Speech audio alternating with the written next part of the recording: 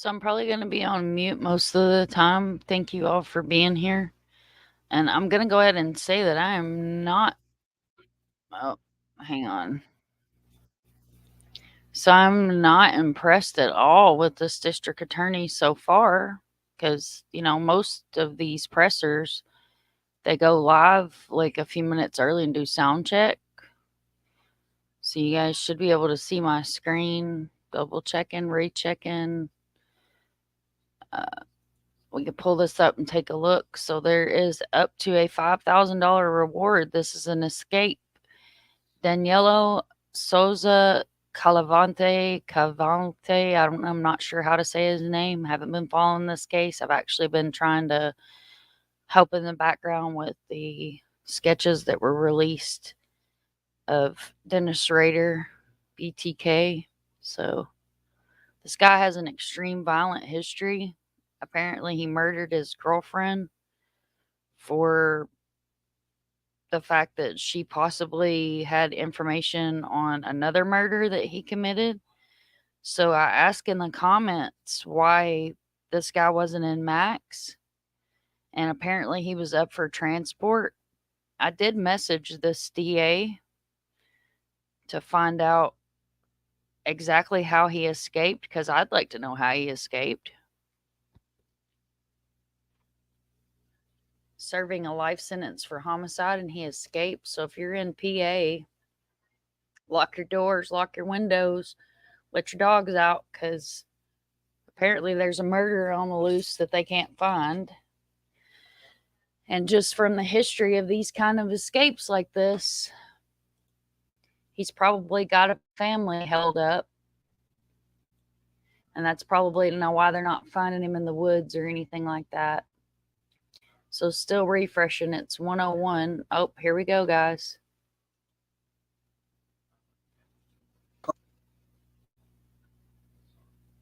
But could not investigation and search was originally coordinated by the Chester County District Attorney's Office with assistance from the Pennsylvania State Police and numerous other local, state, and federal agencies.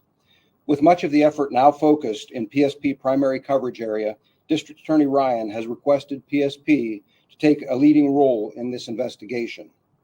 We have agreed to do that and, of course, continue to work closely with the District Attorney's Office as we move forward.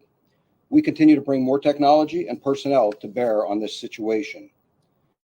Since the day of the escape, there have been several credible sightings within an area bordered by the intersection of Route 926 and 52, north on 52 to Parkersville Road, southeast to 926, and west to the intersection of 926 and 52 in Pocopson Township. In total, there have been 4 sightings within that boundary.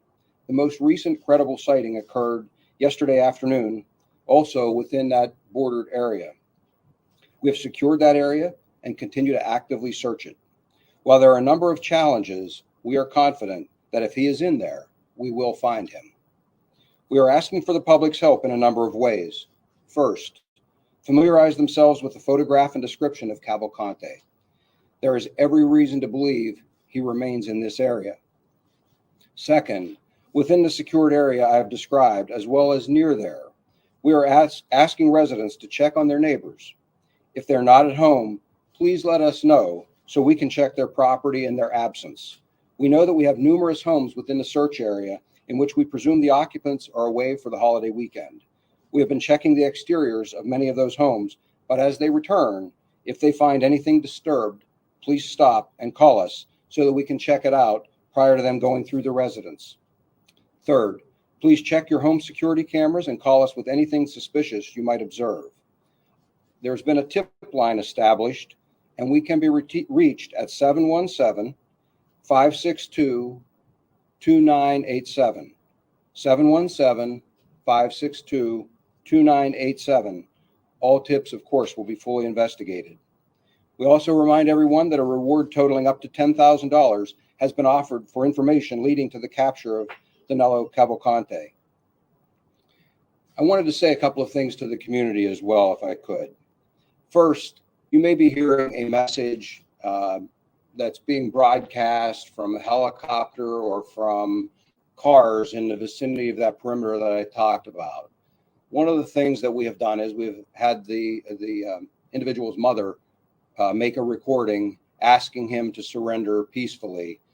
It's done in Spanish, or actually Portuguese, and it's being broadcast in an effort to facilitate his peaceful surrender.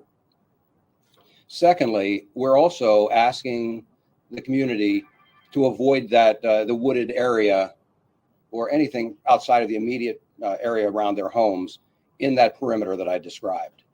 As I said, we're actively searching that area. We're certainly not trying to lock anyone down, but we want to keep residents as safe as possible while we thoroughly search that area. So again, we ask them to refrain from that area. And I'd also like to thank the community for their support. This has gone on for a couple of days now. I know it's stressful for the community, but I want to assure you that all of us up here and our respective offices are working diligently to bring this to a conclusion as quickly as possible. Please know we are devoting all available resources. We're constantly identifying additional needs. We're making sure we bring those in, and we will resolve this as quickly as possible and as safely as possible. With that said, we'll be happy to take questions if any of you have any. For the most recent sighting, can you just describe a little bit about what he looked like? Has he changed his appearance at all, and what was the nature of that sighting? The appearance was very similar to what we've described, perhaps looking a little more worn and tired, but a very brief sighting, and it was a trooper actually that observed him in some distance, gave chase, but was unable because of the terrain and some other obstacles there, was unable to get to him before he disappeared. Where did he run off to, or can you just give a little bit more? It was all within that perimeter area, but I don't want to be any more specific than that. Can you elaborate on what makes it a credible sighting? Is it all visual, or are there video components to any of it? One was a video sighting that I believe you have all seen. We've analyzed that video. The others are not video, but after extensive interviews, we believe them to be credible sightings. Do you have any reason to believe that he's being assisted by anyone out there at this point? I wouldn't want to comment at this point. We'll, of course, explore all avenues, and that's always something we look for, but I wouldn't want to go into anything more right now. Can you confirm he broke into the house? I'm sorry. Can you confirm that he broke into the house and stole food during that? We can confirm that we have investigated actually 2 burglaries. The evidence is still under analysis at this point, and so I can't confirm that it was him, but they are of interest to us. So is that why you're telling people, because after this holiday weekend, like you said, people haven't been home? So is that really what you're stressing to people to make sure? Well, not only because of those 2 instances, but we know that that he is going to be looking for a means to sustain himself. He's going to need clothing. He's going to need food, and just to get in out of the weather. It's pretty hot out there. I'm sure he's looking for some better shelter. So for a lot of reasons, we would be concerned about where he might hide. Did you dispatch any of your troopers to water line drive for one of those apparent burglaries? That's within the search area, and yes, we have investigated a number of things within that search area. I don't want to get any more specific than that. Obviously, it's been 5 days, so he needs to sustain himself in some way, but then water, as you mentioned, finding some type of shelter. Talk to me about when you're looking for someone who is in a desperate situation right now, what are those things that you're taking into account in terms of his needs at this point? Well, from experience, there are a lot of things that we'll consider, but certainly you have to keep in mind he's stressed right now. Imagine any one of you being placed in a situation where you may not have had a chance to pack. You don't have things with you other than what you're wearing, and you don't have cash. You don't have a credit card. You don't have any other means to support yourself. You're going to be desperate, and that's the situation he's in. But it's also why one of our practices in how we conduct these types of investigations and manhunts is that we'll continue to push him hard. I intend to stress him. I want to push him hard. He'll make mistakes. He'll show himself. He's already shown himself, we believe, a few times. We'll contain him, and we will eventually catch him. We will do it as quickly as possible. Obviously, it takes time. He is desperate. He does not want to be caught. He has very little to lose at this point. With school starting up soon, will the search efforts impact any stops for children? How should parents kind of deal with that? along with- So I'm going to defer to the school districts to communicate that information out. I can tell you that we have been in touch with the State Department of Education, having discussions about this, and also the district attorney has been in touch with several of the local superintendents. We're going to have another discussion later this afternoon. Ultimately, the decision rests with the school districts. We can provide them sort of the latest picture of what's going on in their areas, and then we ask them to make that decision and communicate that out to the parents. Have you This authorized is the use for of Deb deadly force to Ryan. apprehend him? Yes, Elaborate a little bit more on that. if he is not actively surrendering, deadly force is authorized. This is for Deb Ryan. Have you completed your investigation into the prison break at this point, or are you still reviewing?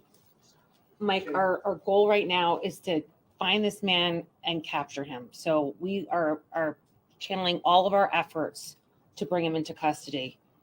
That is secondary. That is certainly a concern. But at this point, all manpower has been executed to find and hunt down this fugitive. But it's been 5 days, how can you not explain how he escaped? As I indicated, our focus right now is to capture this fugitive. He's a dangerous person. We will be able to update our investigation with respect to what happened at the prison at a later date. Right, but I mean, obviously the question is like, could other people also escape? I mean, is there something, at issue with the prison where somebody else could pull this off? They have been looking into what happened and they are investigating what happened. I'm not at liberty at this point to share with the public what is going on with respect to that investigation. The prison is very aware of whatever vulnerabilities they had, and they have made efforts to correct those To vulnerabilities. clarify, do you know how he escaped, that you're just not saying, or you just don't know yet? As I indicated, we are working on the investigation with respect to the escape, but our main focus right now is to capture this fugitive. Because you confirmed Friday that there was another escape 2 months prior to this. So Yes, there was. you did confirm that. That's correct. 2 months prior? I believe it was in May of this year. Okay, so that's not 2 months. Well, we interviewed a neighbor who said that he was in his shed. Somebody who escaped a couple months ago. I think we're talking about the same suspect. Yeah. Can you Does confirm this about guy you talking seem to like the- he had a plan at all? Or was this I mean, it doesn't seem like he knew where to go. At this time, we don't know, Mike, and we're conducting that investigation Can you currently. elaborate on talking to the superintendents? Because we've talked to all of us, I've talked to so many neighbors, right, who are apoplectic, I want to use the word, just so upset, right? Can you talk to them about, they're saying they're not getting a lot of communication. They don't know what to do. They are having guns by their side, like literally so upset. Can you just talk to them about what is going on and how they can allay their fears? or what they can do? Absolutely. And our main concern is with the residents in this community. Of course, we want to make sure that they are protected and kept safe. We have been in communication with the superintendents. We have been sending out reverse 911 calls to the residents in a 2-mile perimeter. So they're getting updates that the rest of the community outside of that area are not getting. So we're making every effort to be in touch with them. Regarding the schools and how we want to operate moving forward, we have a call this afternoon to talk that out with the superintendents. But like Colonel Bivens indicated, it's going to be a decision that the school districts have to make on their own, but we're going to provide them with all the information that they need to make an educated decision on that. What would you like to say to the neighbors, though? They're scared. I understand that. And I want to say that we are doing everything in our power to get this guy, and people are working round the clock. I understand their fears, but we are doing everything. We're bringing in all the experts in this area. We have the top men and women working round the clock to bring this man to justice, and we're not going to stop until he's captured. And we hope we're getting closer. And if I could just jump back in here, thank you. With regard to the neighbors, the people in this area, I want to assure them that we have a strong presence there. They are not on their own out there. We have people close by. If they hear or see anything, call us. We will be happy to come check it out. They don't need to go outside and check out a suspicious noise, or if they hear something in their homes, we'll take care of it right away. We're close by. It's not going to take long at all to have somebody there. So we're happy to do that.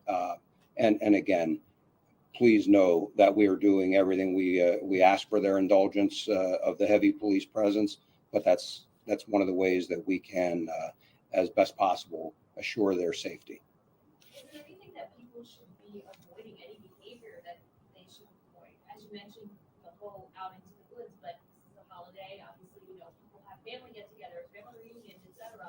should they be staying inside and kind of canceling everything that they had already? No, we're not asking people to do that. There's been no indication that that he poses that kind of a threat to anyone in those neighborhoods.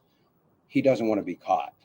He doesn't want to go back. Now, could he be desperate and do something? Sure, but we don't have information to suggest that anyone is at risk for going out in their yard. What we're saying is to avoid interfering with the search, avoid those wooded areas. And again, that's a fairly small area, maybe a mile and a half across.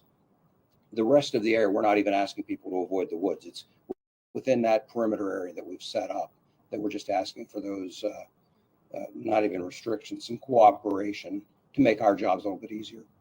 He's always in that 2-mile radius from the Chester County Prison, this whole area that's on lockdown. Yes. And then again, the use of deadly force, is this shoot to kill on sight, or if he doesn't actively cooperate? Well, the term is not shoot to kill. It's deadly force is authorized, and it's if he is not actively surrendering. We do consider him to be a very dangerous individual. He is convicted of homicide here, was involved in, I'm told, another homicide in Brazil some years ago. It's somebody that we think poses a threat and needs to be taken out of the community, needs to be incarcerated. He has the option to surrender. That is what we hope he will do. Will he be returned to the Chester County Prison if he's apprehended? We'll discuss that at that point in time. But what I would tell you is that I can assure you that there will be secure measures put in place that he won't be escaping again. And so whether that's at another facility, that's something that we'll be discussing with the district attorney and also with the State Department of Corrections. Are the troopers going home to home searching to see if he's in one of their homes? Or we heard from some neighbors that they've allowed the troopers to go in and search. They have been. And so again, we ask their cooperation.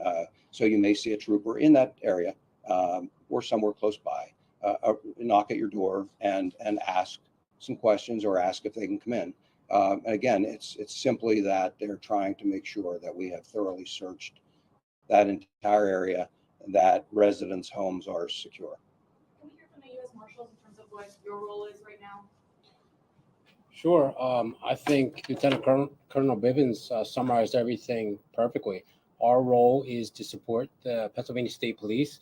They are the lead investigator in this investigation, and they come with much experience of these woodland manhunts. We've had numerous manhunts. I think the most recent was in Warren County just a couple months ago.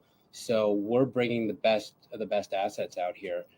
Their CERT team, their Special Emergency Response Team, is well trained. They're here. Our professionals from the Marshal Service are here as well. And our position is that Danelo Cavalcante's desperateness will not outlast the resolve of our investigators here. And that goes for the state police, that goes for the Marshal Service, our state and county local investigators. We're all on the same team.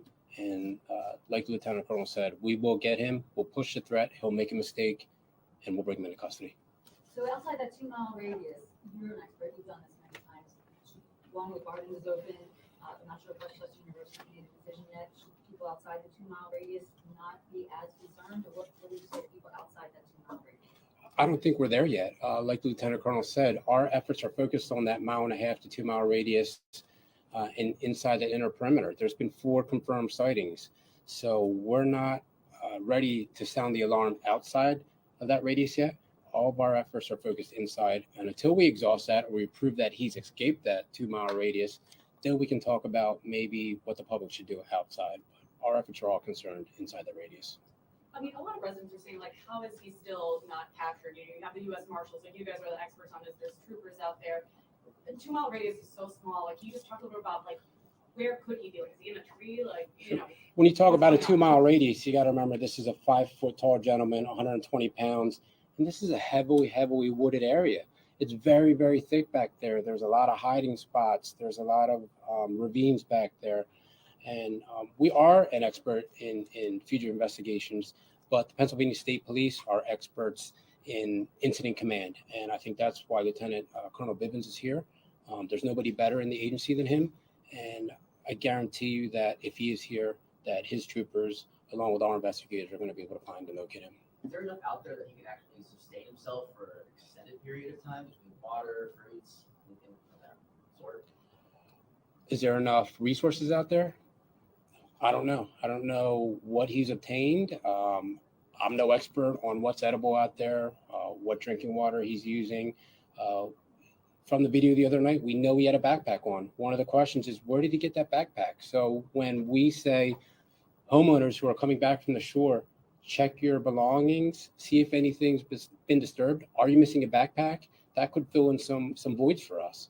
So as far as sustainability on the land, I'm just not sure. But a man is desperate at this, anything's possible.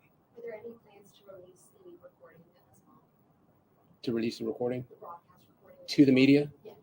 Not now, there's not. We're utilizing it for our investigations. So that was broadcast, like Lieutenant Colonel said, through the helicopter yesterday and through patrol cars, in hopes that perhaps as desperate as he is, maybe he has a change of thought. And here's his mother telling him to surrender, and his family cares about him. He's desperate. He's hungry. He's been in the woods. He's dirty. Perhaps this is what puts him over the edge where we can get a peaceful surrender. Is his mom in Brazil? She is. That's my follow-up question. I know it is in Portuguese, but can you tell us what his mother is actually saying to him? I don't want to say verbatim. She's just encouraging that his family loves him and that she wants him to surrender. And that's what our hope is as well.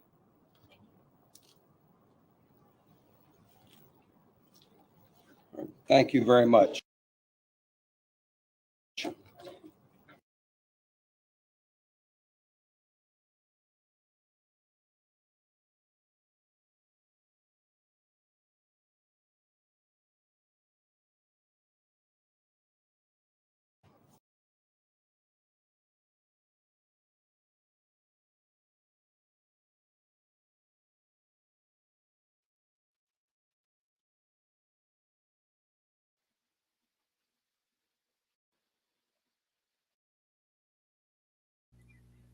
Okay, so this is the surveillance footage that they caught of this dude.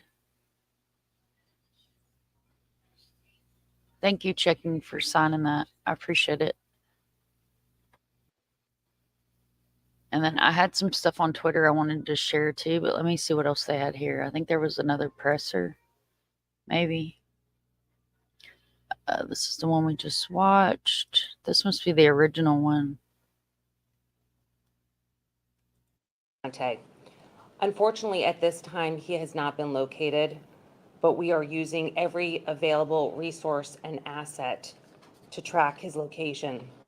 Local, state, and federal authorities are working around the clock to find him, and we will not stop until he is in custody. Oh, that's Icked. I don't want to run Icked's live. Okay, so I had some stuff on Twitter that I wanted to share. There's not much on here, but I did want to share what I saw. Okay, so this was another news article.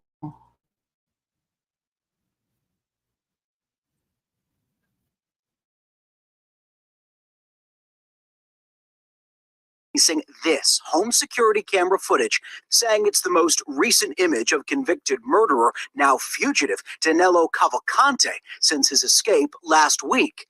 Authorities asking for the public's help in tracking him down, saying that's Cavalcante seen moving through the bushes, then out of sight.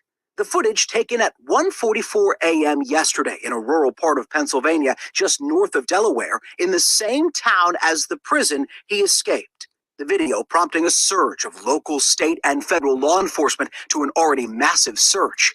We believe that he's in a certain area. It's a heavily wooded area. Recently sentenced to life in prison without parole for stabbing his ex-girlfriend to death 38 times in front of their children, the 34-year-old was awaiting transfer to a state corrections facility when authorities say he broke out of Chester County Prison Thursday morning. He was then spotted about an hour later in this photo, walking down a nearby road wearing a t-shirt and jeans. Officials still reviewing how he escaped and warning Cavalcante, who was also wanted for murder in his native Brazil, should be considered extremely dangerous and a fugitive with nothing to lose.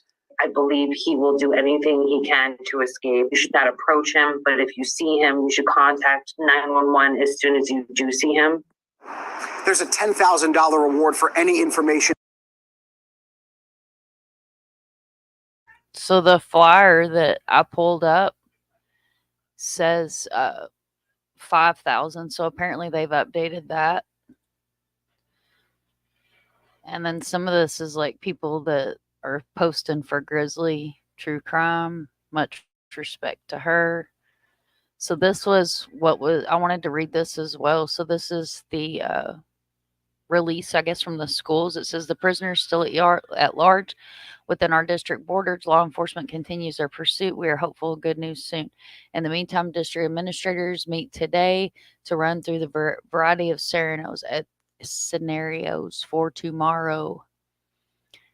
At 3 today will be part of a conference call with law enforcement, a final decision regarding the status of school tomorrow. We understand that our families have left in the area holiday weekend, safe retreat. Families decide to stay. We know that some of you are in the middle of the search area and is certainly stressful. Our excellent behavioral health team of school counselors will be available. So the schools are apparently communicating with the families, even though law enforcement doesn't know that they are. So there's that. JLR, I'm not going to share his stuff. Then this is the ex-girlfriend that he murdered. Apparently that's the prison. And that was one of my questions, was how did this man escape from the prison? Like, why are they not wanting to tell how he escaped?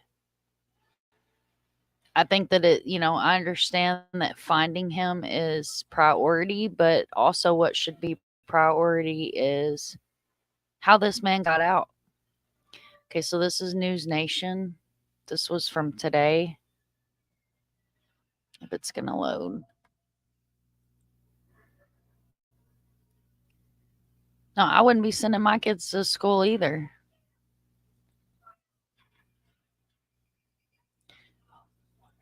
Let me get rid of all these ads. Yeah, I wouldn't be sending my kids to school either. And I'd really want to know, how did he get out? Is there other prisoners that are going to be able to escape while all your manpower is focused on the one guy that's out? And then I guess I'll let this play. And developing this morning, authorities are on a manhunt for an escaped murderer in Pennsylvania. This is just outside of Philadelphia. Take a look at the Westchester County District Attorney. They say these are images of Danelo Cavalcante. He was convicted of first-degree murder in August and has been on the run since Thursday. He was spotted about a mile from the prison, police calling him extremely dangerous, telling people in the area to lock their doors. Dre Clark is following the latest this morning for us. And Dre, you and I have talked about this before. We're often used to police saying, hey, there's a guy on the run, just stay away from him. But this time they're really raising the threat level. Yeah, investigators feel like this is someone who is extremely dangerous, and they're telling people don't take any chances, don't take anything for granted. Keep your doors and windows locked and your cell phone close by in the event you should see him or hear something near your home out of the ordinary. Because, again, they say this man they're looking for is depraved and extremely dangerous. And certainly for people who live near that Pennsylvania prison where he escaped, the last 4 days and nights have been full of anxiety and fear because police say this escaped convict is desperate to remain free, and he also has a very violent past that includes murder. This is the most recent image of escaped prisoner Danelo Cavalcante. The grainy video captured on a home surveillance camera early Saturday morning, not long after someone else reported an attempted burglary in the same area. The video confirms widespread belief among law enforcement that Cavalcante is still in the area, mere miles away from the Chester County, Pennsylvania prison where he escaped last Thursday. Police have responded to well over 100 tips from varying neighbors in the area, including allegations of possible break-ins to residential homes in the vicinity within a 1 to 2 mile radius of the prison. Investigators won't say how Cavalcante escaped. He was convicted August 16th of murder after a jury returned a guilty verdict in only 15 minutes. Cavalcante stabbed his ex-girlfriend 38 times in front of her children. Investigators say he murdered the woman after she became aware he was wanted for murder in his native Brazil. He's got a life arc of being very comfortable with violence because he grew up in Brazil in a gang. He's comfortable with crime, and obviously he's comfortable with murder. The search area is heavily wooded, surrounded by homes. Officers carrying rifles locked and loaded, search dogs on the hunt, while choppers and drones look from the air. People in the area urgently warned to be careful. Remain inside, lock your doors, lock your cars. He is still considered an extremely dangerous individual. And the district attorney, whom you just heard from, says she does not believe that Cavalcante had any type of help coming from inside to prison to help him make that escape. But they also, again, aren't going into any details about how exactly he went free. Also, in that surveillance video released over the weekend, Cavalcante was carrying a backpack. Investigators say they don't know where he got that backpack from, and nor do they know what's inside of it. One other detail they're mentioning about him is that he's a short guy, only about 5 feet tall, but nonetheless, he's short, but extremely dangerous. Okay, so again, I go back to, sorry guys. So I go back to, I believe it was Texas, and somebody in chat can correct me if I'm wrong. It was like 6 months ago, there was a manhunt, and this guy was missing for days. I want to say it was like a week. I cover a lot of cases, so without my notebook, I'm doing this by pure choppy memory.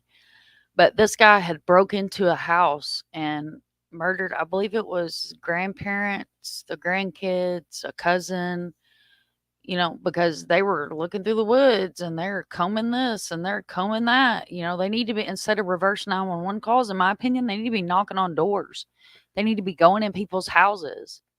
And a 2-mile radius, this man was raised in Brazil. Okay, so a 2-mile radius is not going to be anything, in my opinion, for him. I'd say if you live on the East Coast, watch for this guy. Be very, very aware of your surroundings because clearly he's dangerous. But as always, guys, thanks for being here. Make sure you stay safe. Happy Labor Day. And if you see something, say something.